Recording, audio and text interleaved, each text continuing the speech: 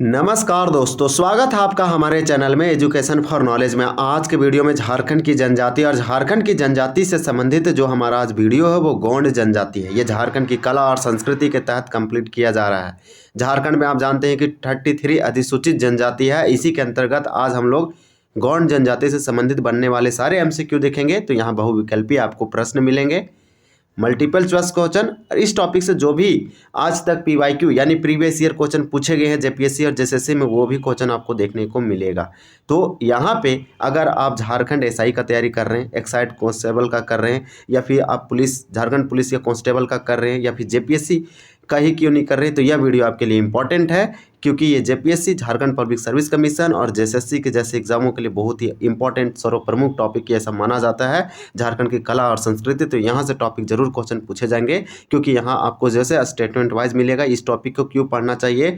तो ये झारखंड की एक धार्मिक, आर्थिक, राजनैतिक और सामान्य परिचय के दृष्टिकोण से एक बहुत ही महत्वपूर्ण जनजाति है और भारत की दूसरी सबसे बड़ी जनजाति है गोंड जनजाति। इसलिए हमें इसके बारे में पढ़ना है नॉलेज के हिसाब से और ज्ञान के, दोनों के हम लोग नॉलेज के लिए भी पढ़ सकते हैं और एग्जाम के पर्पज से भी पढ़ सकते हैं। तो इस प्रकार से गोंड जनजाति हमें पढ़ना है। यहाँ पे आपको एमसीक्यू स्टेटमेंट वाइज मिलेगा, जिससे आप गोंड जनजाति को बहुत ही डिटेल से समझ सकते हैं एक थ्योरी रूप में। इसी प्रकार से आप एमसीक्यू और पीवाईक्यू, तो टॉपिक वाइज आपको पीवाईक्यू मिल रहा है जो कि पिछले एग्जामों में पूछा गया है। तो पीवाईक्यू अगर आप लगा रहे हैं तो इससे एनालिसिस कर पा रहे हैं कि किस प्रकार से क्वेश्चन पूछे जा रहे हैं, किस प्रकार से पूछा जाएगा, और पूछा गया तो उसका रिलेवेंट अधिक है, वो आने वाले समय में फिर से रिपीट हो सकते हैं। तो चलिए हम लोग स्टार्ट करते हैं। इससे पहले आप संथाल जनजाति, मुंडा हो और कुड़ुक या इस प्रकार से खरवार जनजाति, किसान, बिछिया, ये सब जनजाति अगर आप नहीं देखे हैं तो जरूर देखिए, क्योंकि हम लोग बहुत ही जल्द हम लोग 33 जनजाति कंप्लीट कर देंगे और धीरे धीरे आज हम लोग गोंड जनजाति में पहुंच गए हैं। तो वीडियो अगर अच्छा लगेगा तो चैनल को जरूर सब्सक्राइब करेंगे। चलिए जानते हैं सामान्य परिचय गोंड जनजाति के बारे में।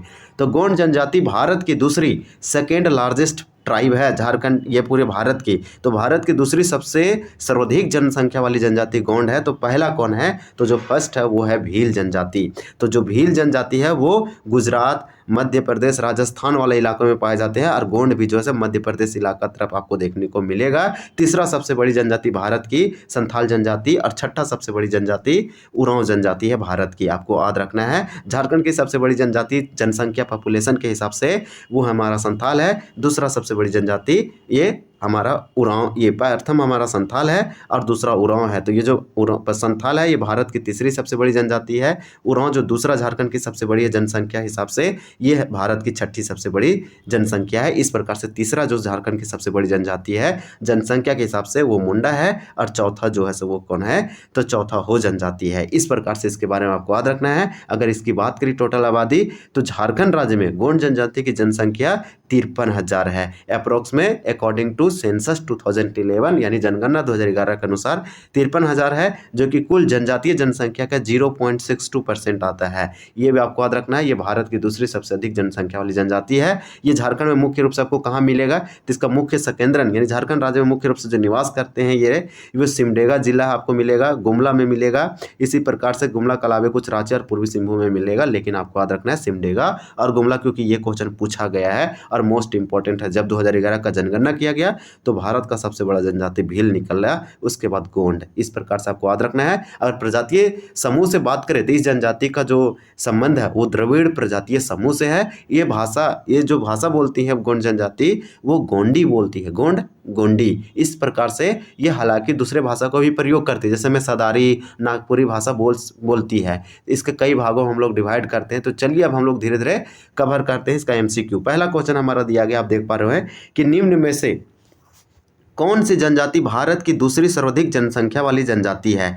तो भारत की दूसरी यानी कि सेकेंड लार्जेस्ट ट्राइब कौन सी है अकॉर्डिंग टू पॉपुलेशन इंडिया की, तो वो जनजाति है गोंड जनजाति। ये गोंड जनजाति सेकेंड भारत की सबसे बड़ी जनजाति है। संथाल जो है सो तीसरी सबसे बड़ी जनजाति है भारत की, तो इसको थर्ड बोलना है। और भील जो है से फर्स्ट जनजाति है भारत की सबसे बड़ी जनजाति जनसंख्या से। तो यहाँ देखिए जनसंख्या लिखा गया है और मुंडा वगैरह भी दिया गया है। तो चलिए नेक्स्ट देखते हैं। ये क्वेश्चन हम लोग बहुत अच्छे से समझे। क्वेश्चन नंबर 2 दिया गया है कि झारखंड में गोंड जनजाति का मुख्य निवास क्षेत्र है। इन लोगों का मुख्य कार्य कृषि है, इन लोग मेन कृषि करते हैं। इसी प्रकार से जो भील जनजाति है उसका डिमांड है लगातार भारत में उसको एक अलग राज्य का दर्जा दिया जाए। वो मध्य प्रदेश, गुजरात का कुछ हिस्सा काट काट के मांगती है। इसलिए जब उन लोग आंदोलन प्रोटेस्ट करते हैं तो वो बहुत ही ज़्यादा न्यूज़ में आते हैं और सबसे ज़्यादा जनसंख्या है वो आपको मिलेगा गुजरात, मध्य प्रदेश साइड, और गोंड भी आपको मध्य प्रदेश साइड ही मिलेगा। तो झारखंड में गोंड जनजाति का मुख्य निवास क्या है, तो ये मुख्य रूप से कहाँ पे रहते हैं, तो गुमला और सिमडेगा में। ये क्वेश्चन पूछा गया था, हमारा राइट आंसर 2 का हो जाएगा ए, गुमला और सिमडेगा। आपको याद रखना पड़ेगा, ये पूछा जा रहा है गोंड जनजाति मुख्य रूप से झारखंड में जब ये रहती है तो कहाँ पे रहती है, इसका मुख्य निवास क्या है, यानी मेन हैबिटेट या फिर इसका प्लेस कहाँ पे झारखंड में किस सिटी में पाए जाते हैं, तो डिस्ट्रिक्ट जो है गुमला और सिमडेगा है। राइट आंसर हमारा ए हो जाएगा। गोंड जनजाति का संबंध किस समूह से है, तो झारखंड की मैक्सिमम जनजाति का समूह जो है प्रोटोस्टोलाइट से है, लेकिन गोंड जनजाति का जो संबंध है वो प्रजातीय दृष्टिकोण से अगर हम बात करें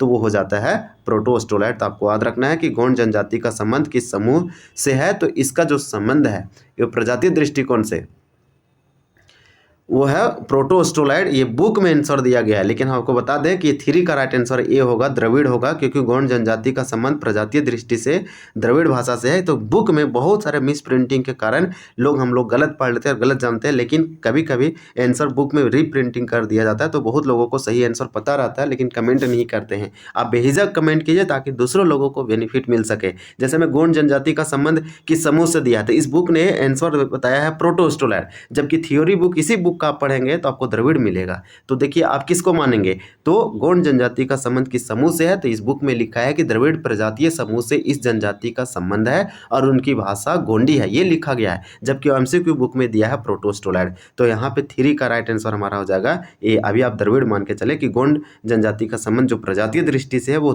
क्या है, तो द्रविड़ है। और गोंड जनजाति मुख्य निवास से ये गुमला सिमडेगा में रहती है, और गुमला सिमडेगा के अलावा रांची, पूर्वी सिंहभूम एरिया में पाई जाती है। निम्नलिखित में से कौन सी भाषा गोंडी जनजाति का है, यानी कौन सी भाषा गोंड जनजाति की है, तो गोंडी है। यहाँ पे देखिए ये वाला हमारा सी हो जाएगा, ये वाला हमारा सही है, 4 का सी होगा। तो आपको याद रखना है, यहाँ पे हम लोग जितने क्वेश्चन पढ़े इसको सभी के सभी क्वेश्चन याद रखिए। अगर हम गोंड जनजाति पढ़ रहे हैं तो गोंड जनजाति की भाषा क्या है, तो गोंडी है। इसी प्रकार से गोंड जनजाति पढ़ रहे हैं तो गोंड जनजाति का प्रजातीय दृष्टि से कौन सा समूह में आती है, तो द्रविड़ में आती है। और इसका मुख्य निवास पूछा गया गोंड जनजाति का, तो गुमला और सिमडेगा में है। और एक क्वेश्चन ऊपर में था कि भारत का दूसरी सबसे बड़ी जनसंख्या वाली जनजाति तो गोंड है। अब नेक्स्ट क्वेश्चन देखेंगे, क्वेश्चन नंबर 5। ये पूछा जा रहा है कि गोंड जनजाति को कितने वर्गों में विभक्त किया जाता है, कितने भागों में डिवाइड किया गया है, कितने इसको क्लासिफाई किया गया, तो 5 का आंसर सी हो जाएगा, 3 पार्टों में। जबकि गोंड जनजाति के संदर्भ में सत्य कथन का चयन करें, इस पे पूछा जा रहा है कौन सा ऑप्शन जो है सर करेक्ट है अकॉर्डिंग टू गोंड ट्राइब्स। तो ये लोग बोलचाल में सादरी और नागपुरी का प्रयोग करते हैं, हालांकि इनका जो भाषा है वो गोंडी है, लेकिन ये कभी कभी जो है बोलचाल में सादरी और नागपुरी भाषा भी बोलते हैं। तो ये वाला हमारा सही है, आपको ये याद रखना है। तो चलिए ये पॉइंट तो हमारा सही है, हमारा 6 का हम लोग कवर कर रहे हैं और ये स्टेटमेंट वाइज यहाँ क्वेश्चन बनाया गया है। इस प्रकार से यहाँ पे हम लोग चलिए इसको देखते हैं। देखिए दिया गया है कि यह जनजाति पितृसत्तात्मक व पितृवंशीय है। तो अगर हम 7 की बात करें तो यही वाला हमारा आंसर गलत है। इनकी जनजाति का जो सामाजिक व्यवस्था है वो पितृसत्तात्मक और पितृवंशीय नहीं है। इस जनजाति का मुख्य पेशा कृषि है, तो ये और जनजातियों की तरह इसका भी जो आजीविका या फिर जो जीविका है, लाइवलीहुड है, इनका जो मुख्य व्यवसाय या कार्य है वो कृषि कार्य है, एक्टिविटी। तो इस प्रकार से हमारा राइट आंसर यहाँ पे हो जाएगा बी, इस जनजाति पितृसत्तात्मक और पितृवंशीय है। इस प्रकार से यहाँ पे क्वेश्चन और यानी कि 6 का आंसर दिया गया है डी, कि उपरोक्त सभी कथन सत्य है, तो ये वाला भी सही है। अगर हम ये गलत बता रहे हैं तो नहीं, यहाँ सारे के सारे ऑप्शन सही है। इस जनजाति का पितृसत्तात्मक यानी कि सामाजिक व्यवस्था में अगर बात करें तो पितृसत्तात्मक और पितृवंशीय है। अगर मातृ लिखा रहता तो गलत होता, तो हमको लगा ये मातृ, लेकिन नहीं, दोनों पितृवंशीय और पितृसत्तात्मक लिखा है। तो इस प्रकार से यहाँ पे डी हो जाएगा, मुख्य कृषि पेशा कार्य है। इसी प्रकार से क्वेश्चन नंबर 7 है कि कौन सा कबीला संयुक्त परिवार को बंद टोली या भाई बंद कहते हैं। तो कौन सा कबीला या संयुक्त परिवार को, यानी कि कौन सी ऐसी जनजाति है जो कबीला को और बंद, आपको याद रखना है कि कबीला को और संयुक्त परिवार को बंद टोली और भाई बंद कहते हैं। तो कबीला को बंद टोली और संयुक्त परिवार को भाई बंद कहने वाली कौन सी जनजाति, तो गोंड जनजाति है। एसआई मेंस 2017 में पूछा गया, तो मोस्ट इंपॉर्टेंट हो जाएगा।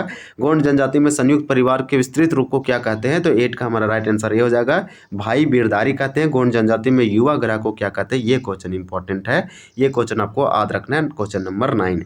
तो गोंड जनजाति में युवाग्रह, ये वर्ड देखिए युवाग्रह, गोंड जनजाति को क्या कहते हैं, गोंड जनजाति में युवाग्रह को।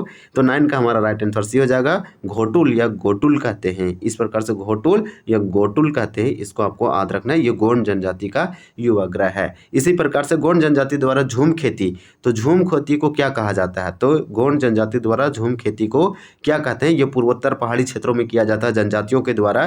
तो इस प्रकार से 10 का राइट आंसर हो जाएगा ए, दीपा या व्यवहार कहते हैं।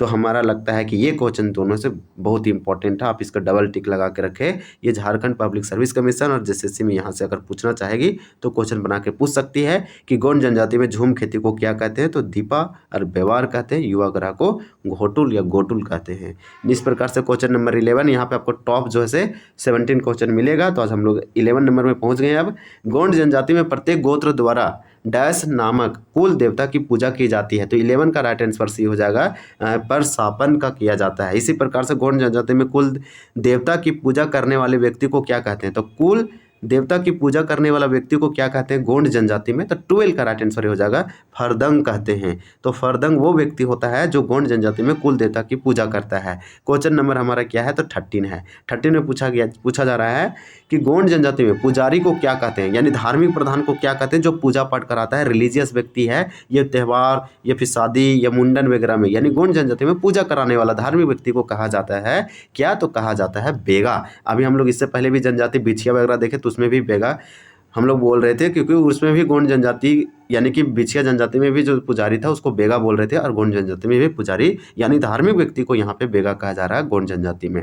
गोंड जनजाति के प्रमुख देवता, तो प्रमुख देवता सर्वप्रमुख देवता जो गोंड जनजाति में वो कौन है, तो इस प्रकार से 14 का राइट आंसर यहाँ पे हो जाएगा डी, यानी कि ए और बी दोनों। तो ए हमारा दिया गया है ठाकुर देव और बी में दिया है ठाकुर देई। तो ठाकुर देव और ठाकुर देई तो दोनों लगभग सेम है, इस प्रकार से डी हो जाएगा। ये कौन है ठाकुर देव और ठाकुर देई, तो ये जो है गोंड जनजाति के प्रमुख देव है। बेगा कौन है, धार्मिक व्यक्ति है, पुजारी है गोंड जनजाति का। गोंड जनजाति में बेगा का सहायक, इस बेगा के इस पुजारी का हेल्प करने वाला कौन है, जो इसका बोरिया बिस्तर उठाता है ये पंडित का, तो इस प्रकार से इसका हेल्प करने वाला असिस्टेंट जो है वो कौन है, तो 15 का राइट आंसर बी है, यानी कि मती है। इस प्रकार से याद रखना है कि बेगा सर्वप्रमुख है, इसका हेल्प करने वाला असिस्टेंट व्यक्ति सहायक, बेगा का सहायक मती है, और बेगा है कौन, तो पुजारी व्यक्ति है, धार्मिक प्रधान है गोंड जनजाति का। तो ऑटोमेटिक मती भी धार्मिक प्रधान हो गया, लेकिन सेकेंड प्रधान कहलाएगा। क्वेश्चन नंबर हमारा दिया गया 16 कि गोंड जनजाति में शव को दफनाने के स्थान को कहा जाता है, जहाँ पे शव को दफनाया जाता है गोंड जनजाति में, उस स्थान को क्या कहते हैं, तो 16 का राइट आंसर भी होगा, मसना कहते हैं। इसी प्रकार से गोंड जनजाति के प्रमुख देवता ठाकुर देव या ठाकुर देव, इनमें से किस अन्य नाम से भी जाना जाता है, तो देखिए जो गोंड जनजाति के जो प्रमुख देवता है उसे ठाकुर देव या देव कहते हैं, ठाकुर देव या ठाकुर देव। अभी जस्ट ये क्वेश्चन आया था, तो इसको दूसरे नाम से भी जाना जाता है। तो एक तो नाम ऑलरेडी पढ़ रखें, इसका एक और नाम पढ़ना पड़ेगा गोंड जनजाति से रिलेटेड। ये सर्वप्रमुख देव है ठाकुर देव। यहाँ क्वेश्चन बना कैसे लिखा है कि गोंड जनजाति के सर्वप्रमुख देवता कौन है, तो ठाकुर देव है। इसका दूसरा नाम क्या है या तीसरा नाम क्या है, तो 17 का हो जाएगा ए, बूढ़ा देव है। तो बूढ़ा देव ठाकुर देव का दूसरा नाम है, और ये सर्वप्रमुख देवता है किस जनजाति का, तो गोंड जनजाति का। सर्वप्रमुख देवता मतलब सबसे सर्वोपरि भगवान गॉड, और गोंड जनजाति में शव को जो दफनाते हैं वो मसना कहते हैं। ये सब आपको याद रखना है। और गोंड जनजाति में बेगा क्या सहायक, बेगा कौन है, तो वही पुजारी है, धार्मिक प्रधान है गोंड जनजाति में जो पूजा उजा कराता है, और उसी का जो असिस्टेंट है सहायक है मती कहलाएगा। और इसके सर्वप्रमुख देवता तो ठाकुर देव या देव है, तो यहाँ पे डी था। और पुजारी देखिए पुजारी को बेगा कह रहे थे। तो चलिए इस वीडियो को एंड करते हैं। यहाँ पे हम लोग टॉप कितने प्रश्न कवर किए, 17 किए। ये एमसीक्यू दिया गया है जो कि Jharkhand MCQ multiple choice question का है। इस प्रकार से 1 से लेकर 16 कंप्लीट किया। आने वाले एग्जामों से अगर यहाँ क्वेश्चन आता है तो ये वीडियो को आप रिवाइज करें और प्रैक्टिस करें और रिवीजन करने की कोशिश करें। और यहाँ पे साथ में अगर आप वीडियो को चीज़ों को रिमेंबर कर पा रहे हैं, रिलेट कर पा रहे हैं और समझ रहे हैं तो अच्छी बात है। रिमेंबर करना चाहिए और कोशिश भी करना चाहिए कि ये किस प्रकार से टिप्स और ट्रिक्स से हम इसे निमोनिक बना के याद रखें। तो चलिए ये वीडियो देखने के लिए बहुत बहुत धन्यवाद। मिलते हैं अगले वीडियो में, तब तक के लिए जय हिंद।